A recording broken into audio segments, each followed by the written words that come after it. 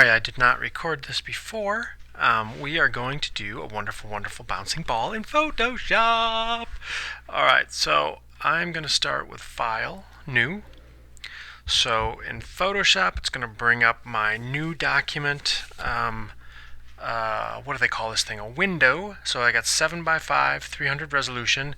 That's totally fine. That's the default Photoshop. If I want to go up here and I want to do it for film and video, I can check out different kind of 1920 by 1080. I can do it for mobile. I can do it for web, all that kind of stuff. I am just going to go into Recent and go to my default Photoshop file, size, and I'm going to create.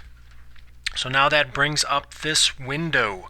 So this is my wonderful Photoshop, which we love so very much, dearly and wonderfully.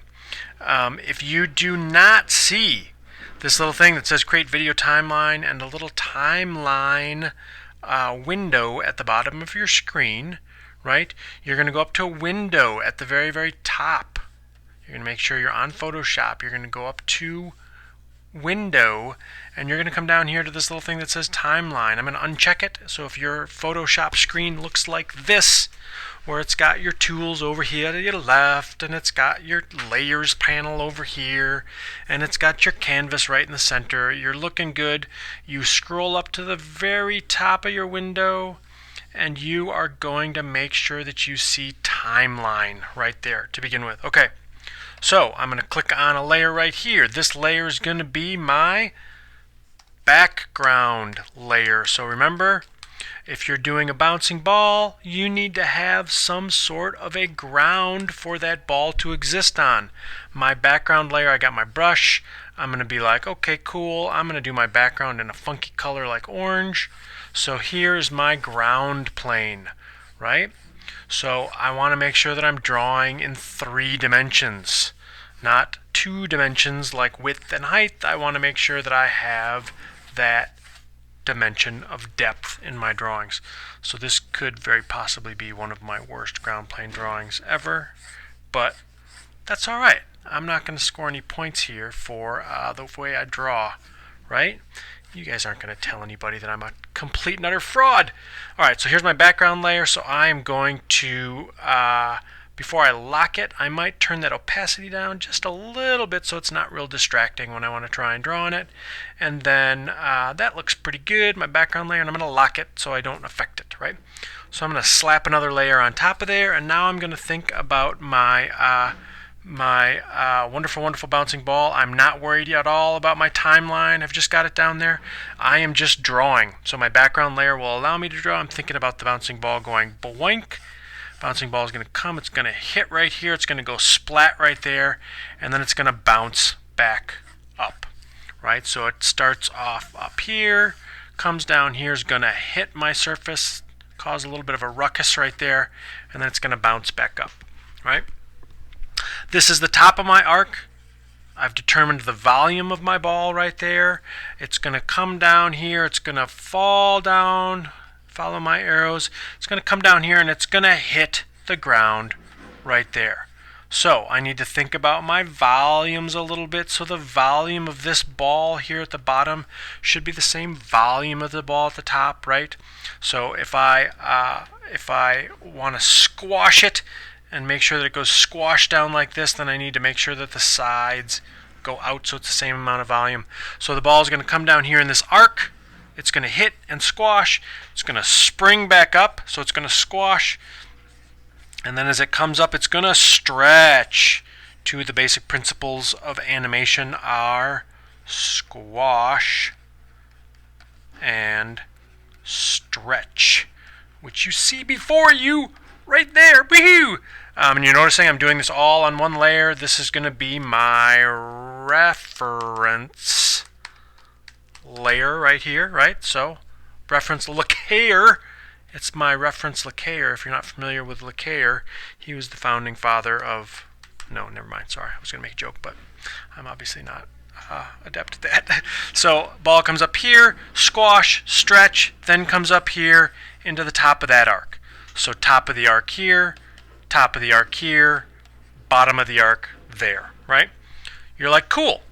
John, that looks all wonderful and good, right? So, that is my basic map or outline for this drawing. Now I need to figure out how to get from this drawing to this drawing to this drawing, right? So I'm drawing things out of order. I'm drawing them in sequence. These right here, the black ones, are my key frames. These are my most important frames. These are the very special snowflake frames, right? These are my important ones. Okay, so if I want this ball to exist, and remember I told you guys, if you take a ball and you throw it up in the air and it comes down, you go whoop, boom, whoosh, boom. So 1001, 1001. So say this takes 1 second from here to here, it's 1 second. Okay, so in order for the ball to go from point A, which is here, to point B, which is here, the beginning and the end of my little ball bounce is 1 second. And in animation speak, 1 second is 24 frames per second of film. So in order to trick you into thinking that there's a second of film flashing before your amazed and creative eyes, there are 24 individual frames. Okay, so going on that premise, this is and then remember I also talked about there's 24 frames, but animators are lazy. I'm lazy, but so they do what's animating on twos, which means they have one drawing every other frame, so they hold a drawing for 2 frames, right? So in order to not do 24 drawings per second, animators do 12 drawings per second, and that's called animating on twos, right? So if I think about it, if every frame, if I've got 24 frames, 1, 2, 3, 4, 5, 6, 7, 8, 9, 10, 11, 12, 13, 14, 15, 24, right? If I do a drawing every 2 frames, I can legitimately say if I start a drawing on frame number 1, I am going to skip frame number 2 because the first drawing is on frame number 1 and 2. That's drawing on twos. So the drawings I'm going to do are drawings on frame 1, 3, 5, 7, 9, 11, 13, 15, 17, 19, 21, 23, and 25. Okay? So those are my drawings. That's how I'm going to number them. So this then becomes drawing number 1. My key drawings are number 1. This is going to be 13 is my squash. 15 is my stretch. I'll do that a little bit clearer. 13 is my squash. 15 is my stretch. And 25 is my last frame. Again, frame 1, 13, 15, and 25 are my keys. 1, 13, 15, and 25 are my special snowflake frames, my key frames, right? Okay. Woohoo! So now I'm going to use a different color. I'm going to use blue. Blue are going to be my in-betweens, right? So in order for me to get from frame 1 to frame 13, all right, I'm going to stand up for just a second. My computer is dying on me, so I need to plug it in. I'll be right back.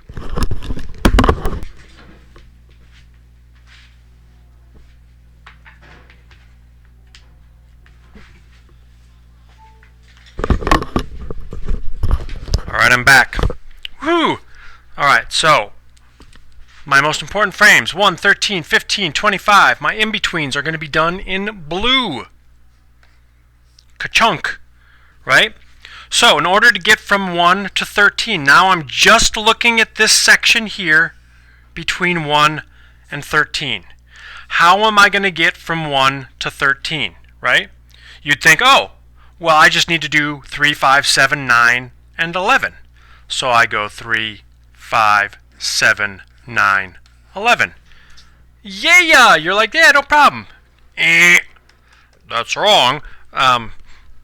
What I want is I want to have this ball have weight. I want to have this ball have some sort of a feeling that it has life, it has vitality, right? And one of the reasons, or one of the ways I can do that is another one of the wonderful, wonderful things about animation, another one of the basic principles of animation is timing. If I take a ball and I chuck it up into the air, right? What's going to happen is that it goes up into the air and the forces working against it are going to force it back down, right? If I took a ball and there was no such thing as gravity, there was no such thing as force, there was no such thing as all those wonderful, wonderful physics things, if I took a ball and chucked it up into the air, it would go on forever. It does not go on forever. So what happens is that gravity is the force working against it. Gravity forces it back down to the ground, right? So if it's going up like this, gravity forces it back down.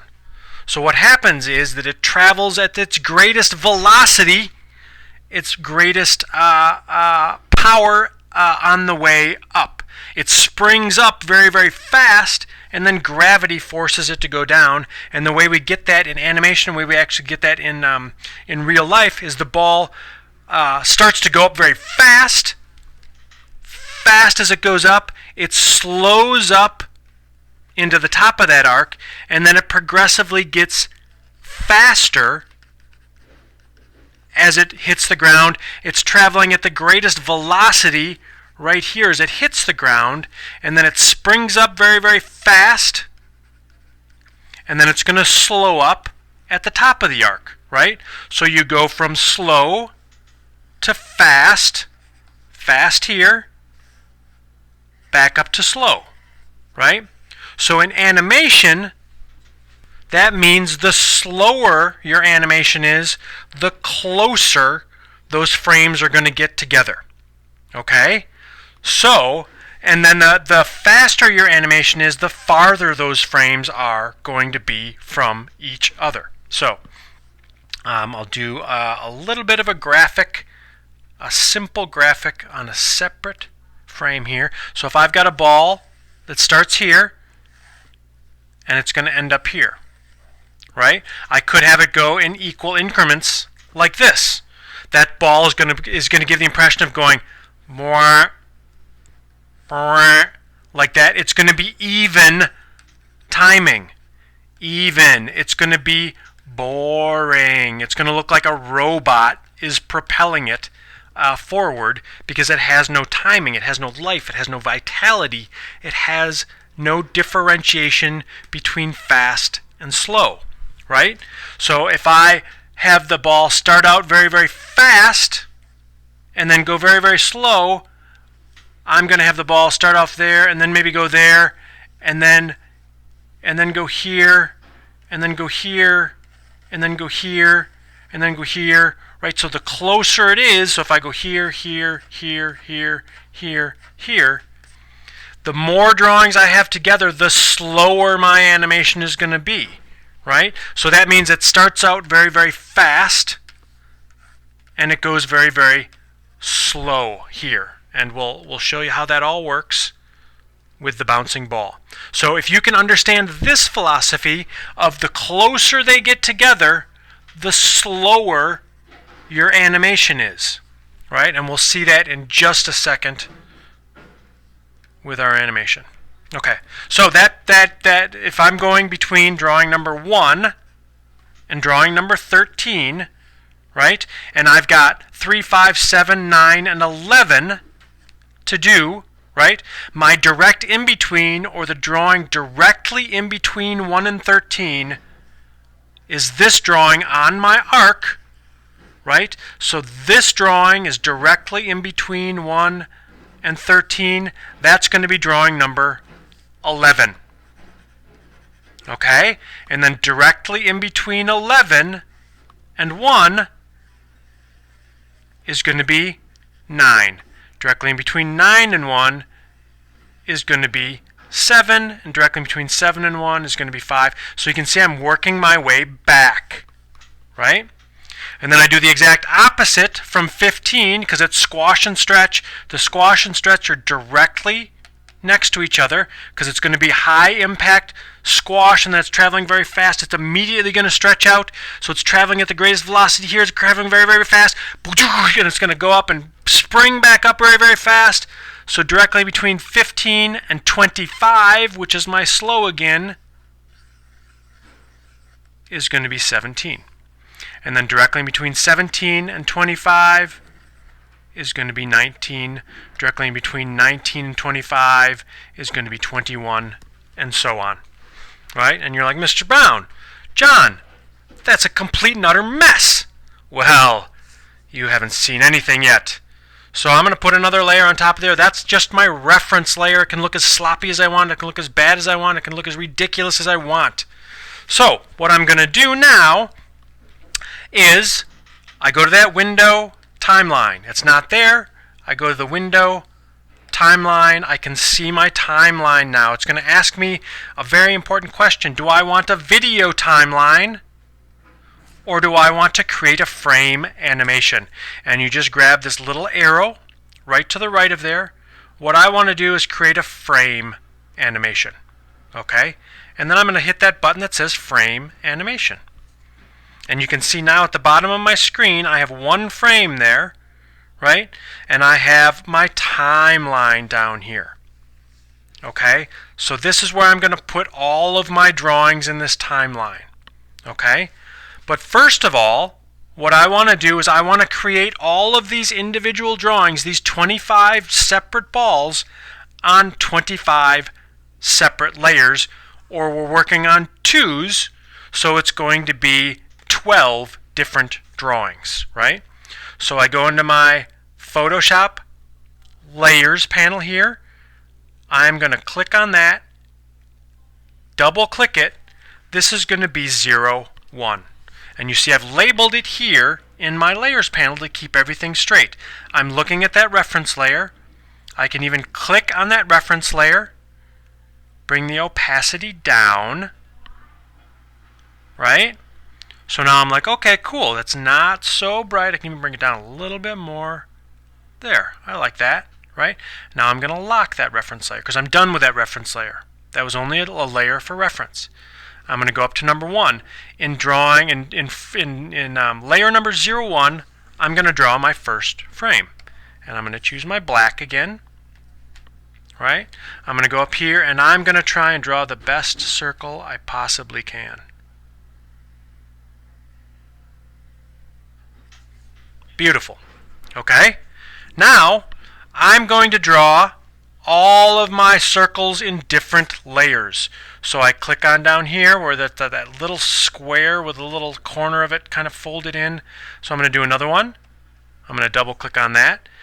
I'm going to do this in the same order I did originally. So I'm going to go 13.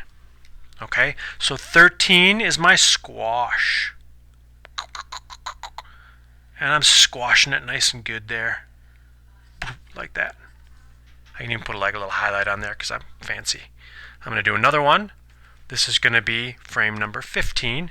And you'll notice I put 0, 1 so I could keep it all straight so I don't get confused. It's not 1, 2, 3, 4. It's 0, 1, 0, 2, 0, 3. So I can kind of keep it all straight. This is differentiated between all that kind of stuff. So then 15, I'm going to have this spring up.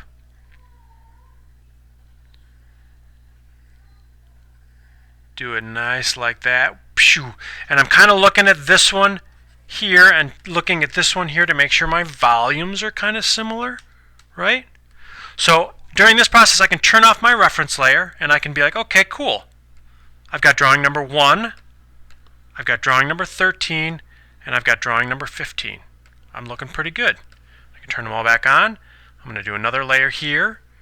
I'm going to double click on that, and then I'm going to go 25. So 25, and you'll see that this bounce isn't quite as tall as my first bounce, right? Because when it bounces, it's losing velocity as it goes, so it's going boink, boink like that. Boink, boink. So there you go. I just drew my keys, 1, 13, 15, and 25. Now I have to do those in-betweens. So I'm going to click on layer number 1. That's my first one. I'm going to add another layer in there. So between layer 1 and 13, I'm going to do 11. And 11 is right there. And I'm just following my map. Boom, like that. I'm going to click on 1 again. And you'll notice if I click on 1 and add a layer, it adds it directly on top of there. If I click on layer 15 now, and I add a layer, it's going to add it there, right? You can take the layers and you can move them around however you want on your layers panel. This one, I'm going to have it be number 9. Number 9 is directly in between 11 and 1. I'm going to bump it over a little bit here, and you can see I'm working on those volumes, and this is kind of a good exercise just to be like, okay, cool. I'm going to see if I can maintain those volumes, right, on that arc. And you'll see I'm drawing them so they're arcing right here. So it's getting a nice little arc going down here. So that map is really, really important. So then I'm going to draw another one, or put another layer in here. Again, I'm going to kind of drag this down underneath. This is layer number 7. And you could be like, oh man, there's a bunch of I got to keep track of my layers and then label them and blah, blah, blah. It's a really good idea to be nice and specific with everything you do with computers, because it makes your life easier. It's kind of a pain to maintain those, but it does make your life easier in the long run. So I can, at any time, I can kind of check my drawings to make sure they're good. These are not the best drawings in the world, but hey. I won't lose too many points, hopefully, with you guys. So I'm going to go here. And I'm moving a little bit quickly through this. What I could do, there's number 5 right there. I could get rid of 7 and 9. And then come up here, add number 3. Just so I don't get confused with all those lines, right? And what I can do is I can also, what can I do? Move it down here. I can also go Command ++, go in here. I could go in here and be like, I'm going to go number 3. I'm on layer number 3. I'm really going to be specific. I'm going to cut the distance between those two lines because I want to be like spot on. Yeah, look at that yet. Yeah. Woo, shoo, shoo, shoo, shoo. So I get rid of 5. I get rid of 1. Yeah, that 3 is looking really good. So I got all those, right? And I can go Command -, and I can look at all those and be like, and take off my reference layer and be like, oh yeah, that looks pretty good. This is actually looking a little straight. Now that I look at it, it would be nice if this was a little more curved, like a little more curved up here, and it's looking like number 5 is being my problem child right there. He looks a little low. I'm just going to raise him up a little bit. Like that. I don't know. The arcs. So that's looking pretty good, right? So now I need to go to the other side and do the same thing. So I'm going to start at 15, this little stretchy guy here, add another one here. This is going to be 17. 17 is going to be directly in between 15 and 25. So the last time around I was working my way backwards. This time I'm going to work my way forwards. 17, 19 is right there. 19's looking pretty good there. I'm going to add another layer there. 21, so directly in between 19 and 25 is 21 right there, and add another one. And this is going to be layer number 23. So again, I can go Command ++, move it, Command +, use my space bar to move it around like that. I can take and get rid of drawing number 19 and 17, so I'm just looking at the two drawings I need, and I want that one to go up a little bit, cutting the distance absolutely in half there, being nice and particular, right, like that. Ba-bam. and then I'm going to go Command minus minus. Boom, boom. Now I've got all those drawn in. I don't need my reference layer anymore. I can get rid of that. I am done with that. Uh-oh. Where did that guy come from? So what I can do is I can erase that. Ooh, it was on the correct layer. Ooh, look at that. So now I've got all my layers, right? I got my background. Looking good. Cool. Lovely, lovely. So now I can go to my timeline and place those drawings in my timeline so that they run correctly. Okay?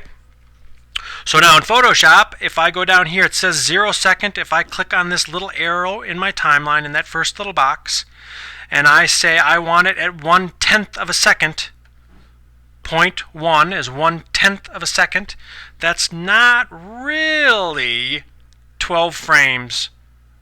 It's not really 1/12 of a frame. So I'm going to go into Other, right? Other. Oh, there it is, Other. And I'm going to go 0.08. It's a little less than 1/10 of a second, right? So if I go 0.8, and in that one, I want to see in my first drawing, I want to see number 1. I can click, drag. I'm getting rid of all the other drawings. So in my first frame down here, if you look to the bottom left, the first frame, which is 1/8 of a second, I'm seeing number 1, and look at my layers panel, I'm seeing drawing number 1, and in my stage, I'm seeing drawing number 1. Cool. Now I have 12 drawings, I'm going to add 12 frames. I add another one, you'll see it reproduces the 0.8, so it's exactly the same time as that first one. So I go 1, 2, 3, 4, 5, 6, 7, 8, 9, 10, 11, 12. Now I have 12 frames. The first one, I want drawing number 1. The second frame, I click on that second frame, I want drawing number 3. Third frame, I want drawing number 5, not drawing number 1. Then I want drawing number 7, not drawing number 1. Then I want drawing 9, not 1. 11, not 1. 13, not 1. 15, not 1. 17, not 1. 19, not 1. 21, not 1. 23, not 1. I need one more. 25, like that. So I've got 1, 3, 5, 7, 9, 11, 13, 15, 17, 19, 21, 23, 25. Woohoo! Exciting, isn't it, guys? Okay, so now on the bottom left it says forever. If it doesn't say forever, click on that little arrow, hit forever, and then hit the play button, and you will see your drawings come alive. And sometimes it gets a little bit of time to catch up, but look at that! Starts out slow, pew, hits really hard, and springs back up. Boing, boing, boing, like that. And you can see it starts slow, follows that arc, slaps really close, and I could even go into this one and be like, I really want it to hit even harder. So instead of 0.08 on this one, I'm going to go up here and I'm going to go 0.06. And on this one here, I also want the same thing here. I'm going to go Other, and I'm going to go 0.06, and then I'm going to hit play. And that one even bounces up a little bit more. Boing! So I've got my squash and stretch at the very bottom. It hits with a great velocity and great strength, so it's going to squash that object. And then when it springs back up, it's going to stretch. So I've got squash and stretch. I've got my volumes are all consistent. That's another one of the basic principles of animation. I've got my arcs, because I did that nice arc. I've got those following a nice little arc. And I've got some really good varied timing from fast to slow. So So there you have it. That is the first and wonderful, most important assignment ever in animation, called the bouncing ball. So I hope that is helpful, you guys. A bouncing ball in Photoshop, using the timeline and using the frame animation function in the program. So hope you enjoy that, and hope to see you in class at the earliest possible convenience, or the earliest possible time that we have it. So thank you for watching, everybody.